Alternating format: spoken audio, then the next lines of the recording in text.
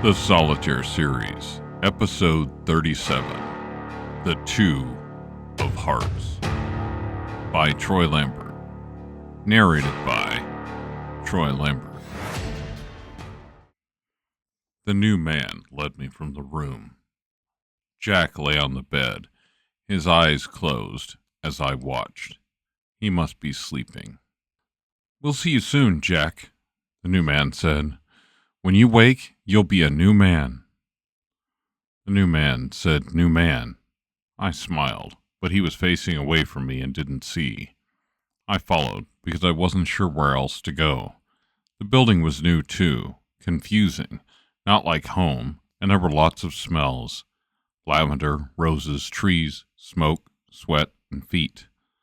All of them were human smells. My nails clicked on the tile. I'd been in lots of new places with lots of new people. I had smelled things I didn't like, blood the most prominent among them. I had even bitten people. I didn't like to bite people, but I had a job, and that was to protect Jack. He was my person. One night he changed, a lot, but he smelled the same, and after that needed my help more than ever before. That's what I do. I help. That's why I did not like this place. I couldn't see Jack. I couldn't smell him over everything else. I wasn't sure he was safe. "Is the dog okay with you, Joseph?" another new man asked. So this one was Joseph. Joseph. It sounded like something I could bark, but I decided not to try. I stayed quiet instead. Barking, even fun barking, alarmed most humans who didn't know me. "Yeah, he is. He'll be fine, won't you, Boris?" Joseph scratched behind my ears. Damn if I didn't love that, no matter who was doing it. I stretched out my neck and raised my head into his hand. "See?" he said to the other man. "Does he have the card in the ring?" "I don't know," Joseph said. He looked down at me and smiled. I didn't know what a card or a ring was exactly, but I had heard the words before when Jack was showing them the things that rested in the side pocket of my vest. Jack had said one thing about them. Pass auf. Watch, protect, guard. I wouldn't let anyone have them, no matter how nicely they scratched my ears, not until Jack told me it was okay, and he was somewhere else, sleeping. Joseph reached for my vest, and I barked. He jumped back, startled. "Good boy," he said. "Just let me have a look." He reached again, and this time I barked and snapped at his hand. I didn't close on it, you understand. I didn't want to bite. Biting was a last resort. But I smelled that he was scared. It smelled like piss and sweat combined, and the man who'd asked about me, the new man, literally took 2 steps back. Good. I took up a new position. I turned my side away from him, the one with the pocket, and I sat. I stood my ears straight up. Joseph just bent over, and before he could even reach for me, I barked and snapped. He moved his hand to try to pet me, scratch my ears, but I was in no mood. Pass auf. So I barked again and snapped my teeth closer to his hand. "What does that mean?" New man stuttered. "Well, I think we can assume he has them, but we are going to need help to get them." "Help? What kind of help?" "Either someone he will trust, obviously more than he does me, or someone who can distract him." "Like who?"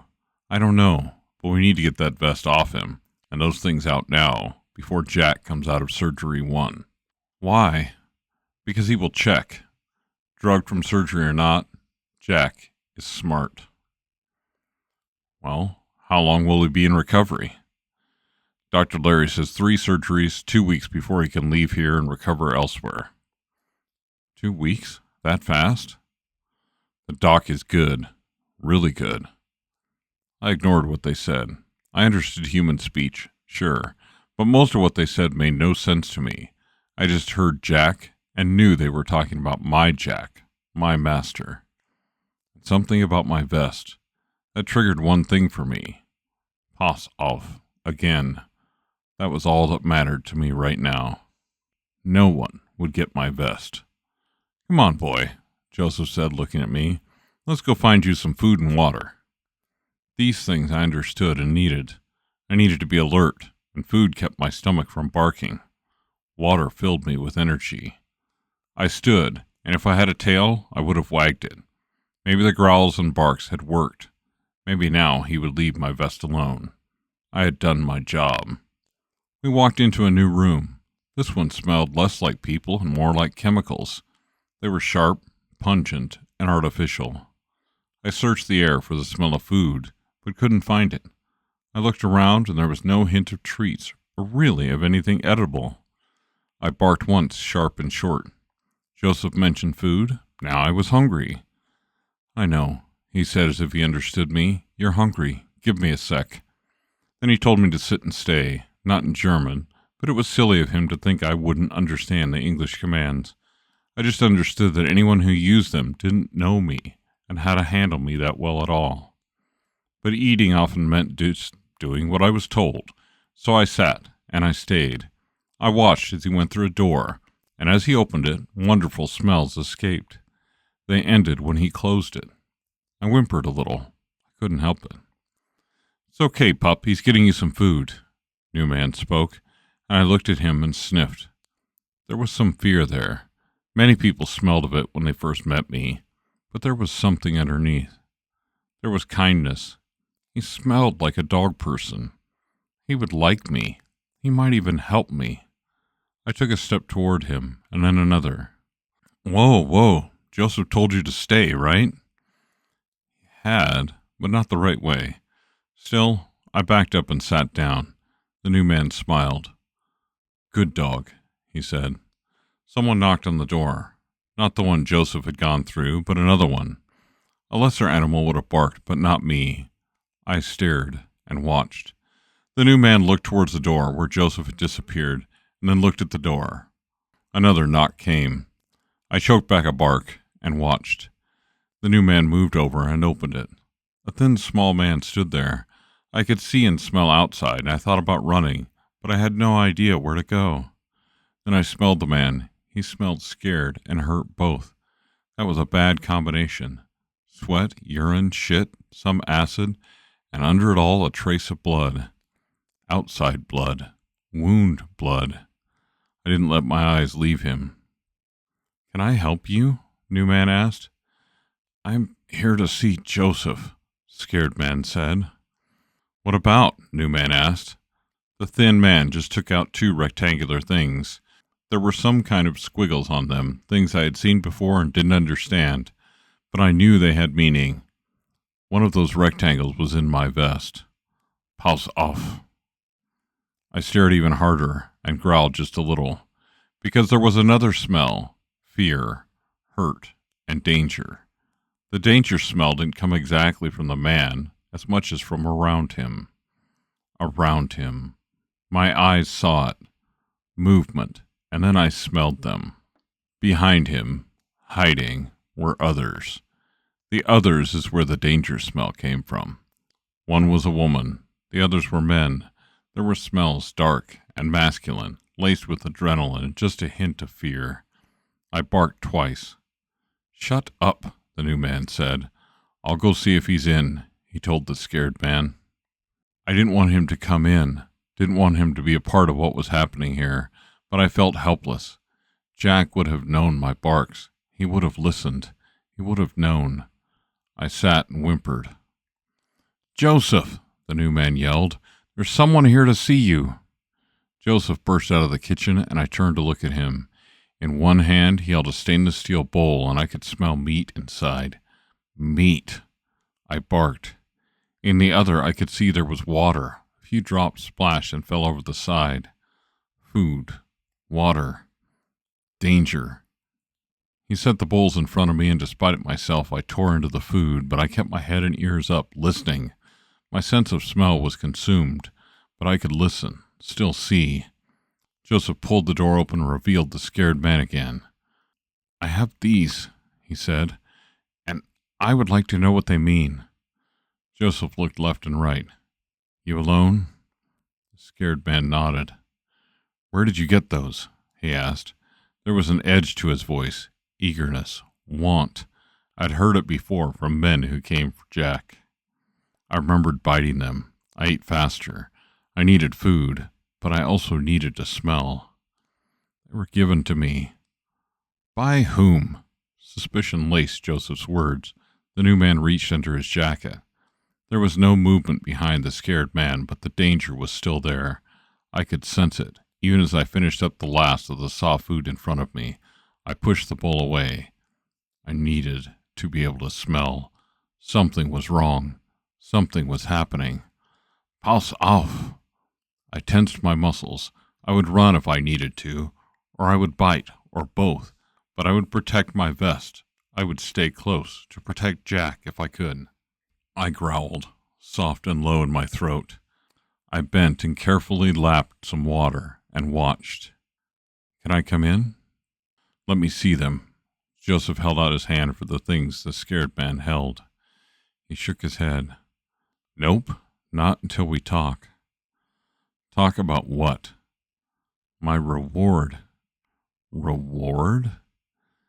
These are valuable, no? Are you a fucking gambler? Joseph said. Are you in debt or something? The man shrugged.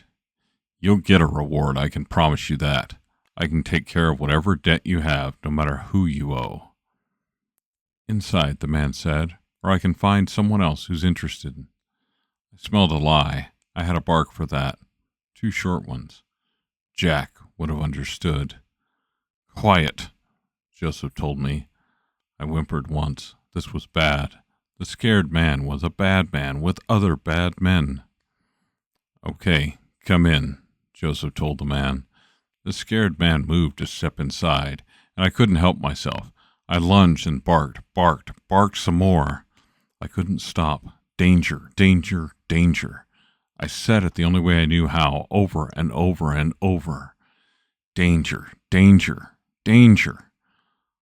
Quiet. No, danger, danger. Listen to me, I thought. Don't you smell it? But the man came inside anyway, and when the door closed, the danger smell was mostly shut outside. I sat back and stopped barking. But I watched the scared man. There was something about him, something off, something just not right. I growled, and he looked at me for the first time. Boris, right? He said, looking at Joseph. That's Jack Bardlow's dog. Is he here? My hackles went up when he said Jack. I growled, longer and deeper. I wasn't warning about other danger now. I was warning him about me. I am danger, I said with my growls. Good dog, he said, and knelt looking right at me. Good boy, I won't hurt you. You might not want to mess with the dog, Joseph said, but scared man ignored him. I'm a dog person, he said, but I could smell him. He wasn't a dog person. I just need to pet him and make friends. He was a bad man. Joseph scoffed and watched. The new man watched me even closer. Come on, boy, scared man said, kneeling down further. Come say hi. I couldn't control myself any longer. I lunged, and before he could move away, my jaws closed on flesh. I twisted my neck, tore at the skin until I tasted blood, and then backed away. The 2 rectangles had flown from his hand, landing on the ground with the squiggles up. Scared man held his hand and stared wide-eyed as Joseph bent and picked up the rectangles. Good boy, he mumbled to me. He then picked up the cards and turned them over slowly. These are fake, he said. Who are you, and where did you get these from? Scared man looked at me first, and then at new man and Joseph. He started to say. Then danger knocked at the door, and I started barking again. Maybe now they would listen to me. Thanks for listening to episode 37 of the Solitaire series, The 2 of Hearts. Up next, The 2 of Clubs.